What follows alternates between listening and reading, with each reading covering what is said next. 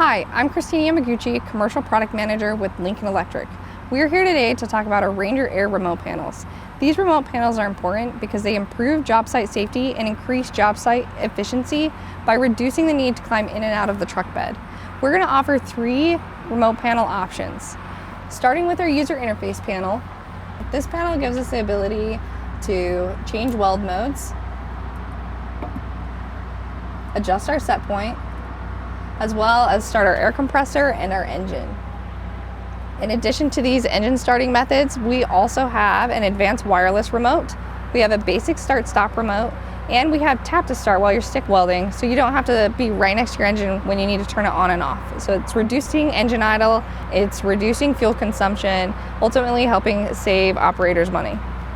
Moving to our next panel, this is our Weld Battery Panel.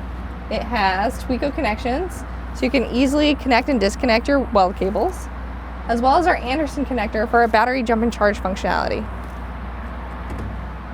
Finally, we have our auxiliary power remote panel. This has our 120 and 240 receptacles, as well as our GFCI duplex receptacles.